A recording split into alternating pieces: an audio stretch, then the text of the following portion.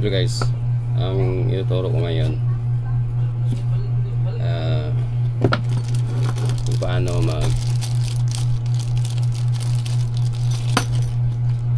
ito magawa ng paraan. Ito ay 100 amp battery terminal.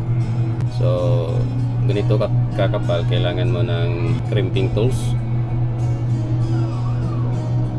Mahirap to i-bend ng pliers lang kung wala kang crimping tools. So ang gawin ko,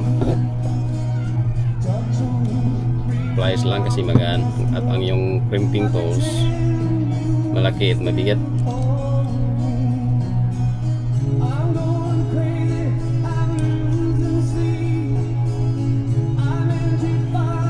Hirap talaga.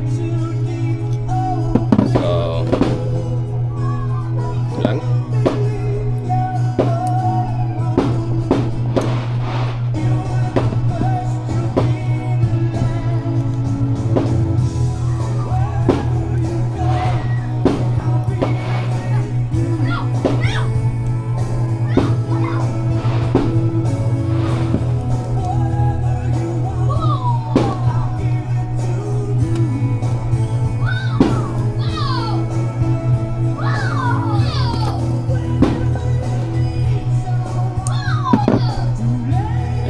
Pero hindi ko ito matibay, so gagamitan ko ng soldering iron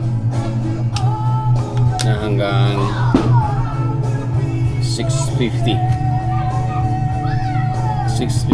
Celsius. Tapos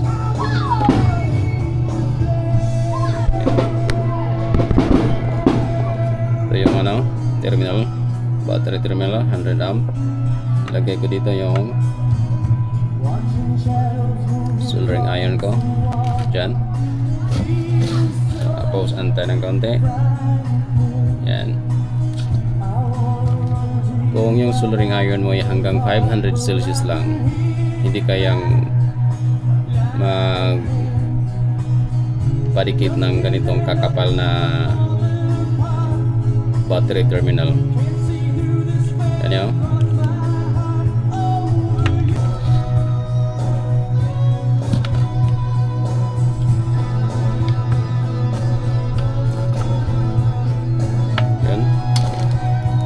Ganong klaseng solder, talagang nakakapit yan.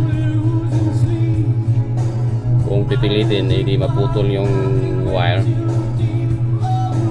Silicone wire na 6 gauge. Yun. Sa kapal nito, kapag gumamit ka lang ng 500 Celsius na soldering iron, hindi kaya. Anyway, ang brand pala nito ay Ishikawa. Magandang brand to na Ishikawa. Magandang brand to na soldering lead. Ay, tapos na. Medyo malamig na. Wala na. Manibay na siya. Kumapit siya talaga. Tapos lagyan ng heat ring tube like that.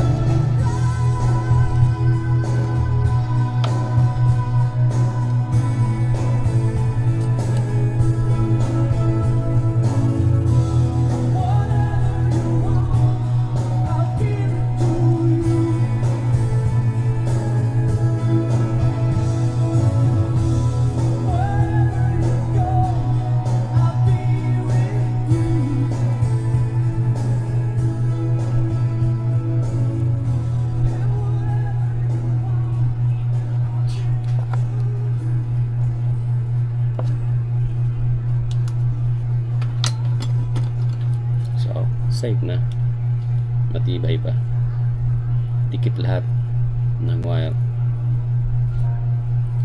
Ganyan lang kasimple lang mga DIY guys. YouTube watcher lang ako, walang certificate.